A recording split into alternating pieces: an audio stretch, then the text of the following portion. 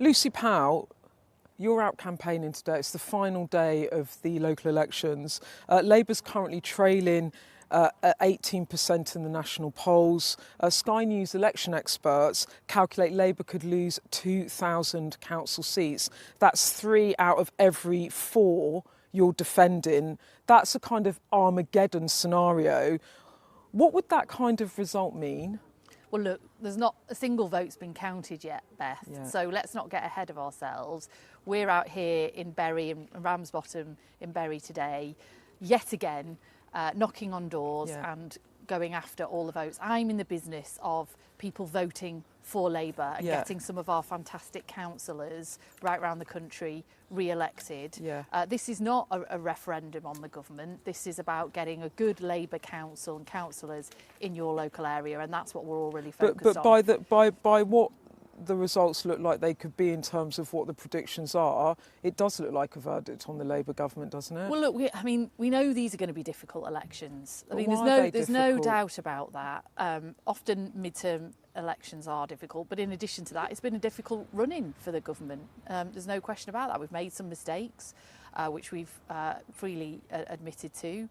We've inherited a very difficult set of circumstances. We've had a huge amount of change happening around the world that has made things difficult as well. We've not handled it all as best as we could have done, but we have made some improvements and we have started to turn things around, and these elections come in the middle of that. But what I would say is it's a lot more positive actually on the doorstep, and all the Labour activists, I've been all around the country, in Scotland and Wales and all around England, and everyone everywhere tells me that same message. It's more positive on the doorstep, you think. So let's see what the Lucy, votes say. At the moment, it looks like Labour are going to be heading for their worst ever set of local elections, their worst ever defeat.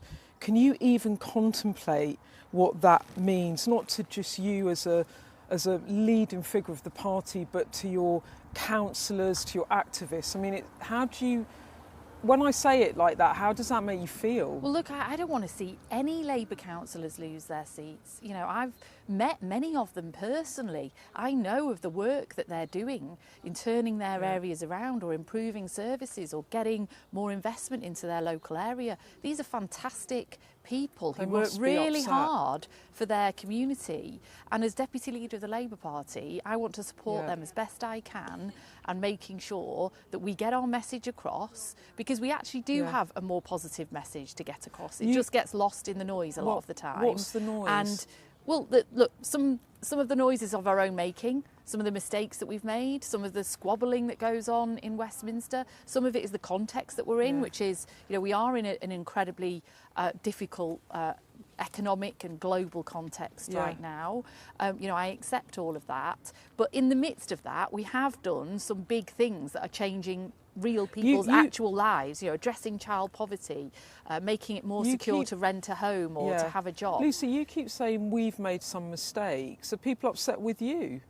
I represent the Labour Party. We're one team, you know, we hang and fall together here, and I'm not going to sort of blame others. We all have to take that on the chin. But I've, you know, people know me and know that I've been clear that we've needed to change. We have made some mistakes. We've needed to be set out a clearer sense of direction and a clearer purpose. I think we've started to see that coming through, and I'm pleased about that. But you know, these elections are coming round faster than that. What I'm getting to is that you keep saying we, but isn't it that people are really upset with Keir Starmer?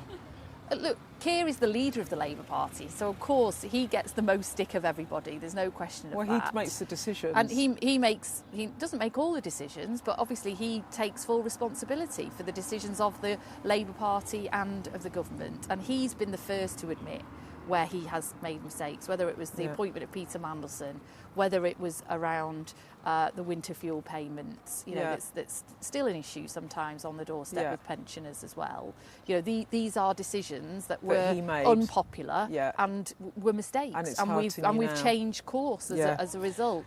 And we've got these elections coming up, but we do actually have lots of good things. And people say to me all the time on the doorstep, they'll say to me, oh, well, what's Labour ever done for me? And then we'll actually talk about it. We'll talk about the breakfast clubs, the free school meals, the extra childcare, the rights for renters, day one sick pay, a pay rise for the lowest paid, extra pension for pensioners, a huge amount that's gone up this month.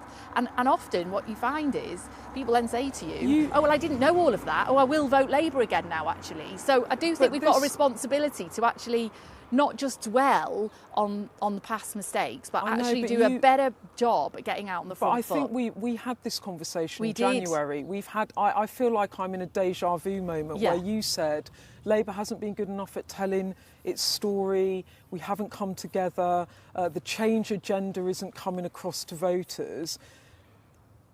Is Keir Starmer still the man that can lead this change agenda? Well, look, what I will point to in the meantime, actually, is that I think Keir took a very different decision on not joining in with the offensive war in Iran. Yeah. And he's stood up, I think, very strongly to Donald Trump and outside pressures, wanting him to join in on that. And his response to this economic crisis that we're now going to enter in on, I think his response to that has been a different one to one that it might have been a year or so ago. So that's something I would point to as change in the making. But do you think he is the right leader to lead this change agenda?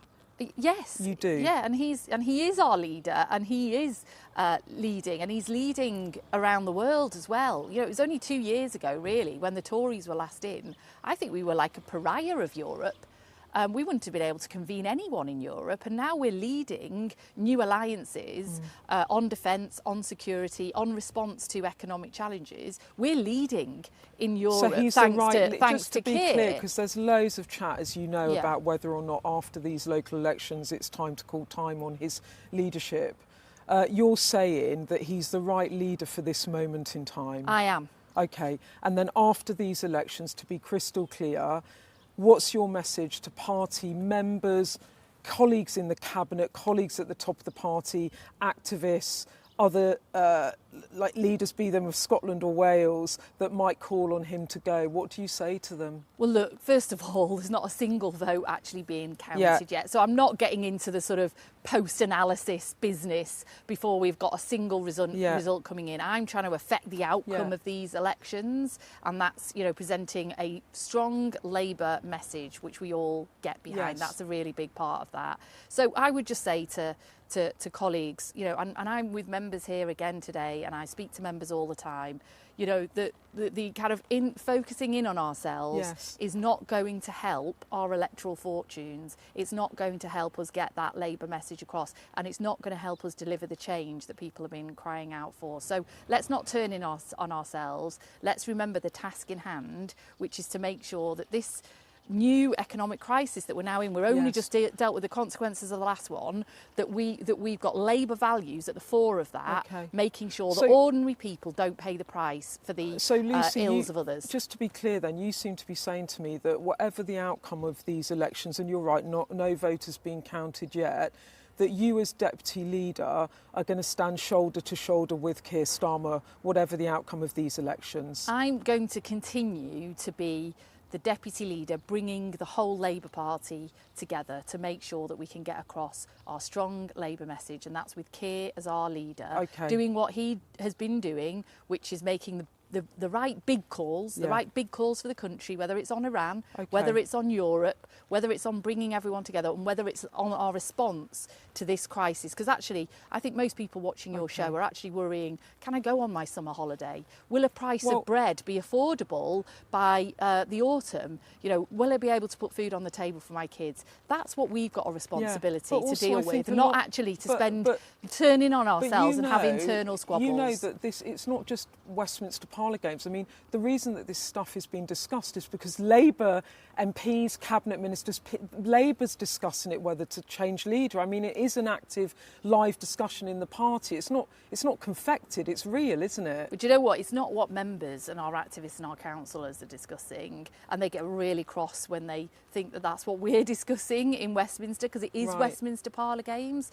And here we're in Bury today, and I know people will be asking about more investment into to Bury. Yeah. You know, better schools, better transport connection, and all the good things that the Labour Council here in Bury are doing.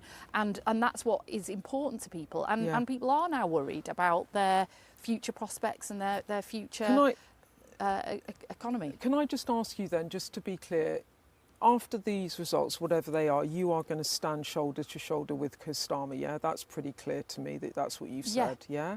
And then what about the next election? Do you think he should be the Prime Minister to lead you into the next election, or is that too early to say right now? Look, we're on these elections right now. Yeah. We're on this weekend. You want to ask me about the sort of post-election analysis of these elections. We've got a big in tray.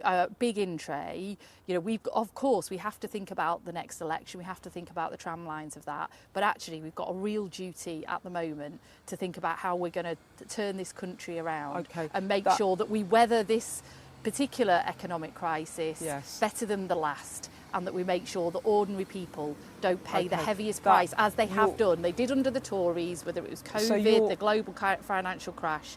Ordinary people pay the price for it, and we're not going to let that happen in this crisis. Just a couple of things.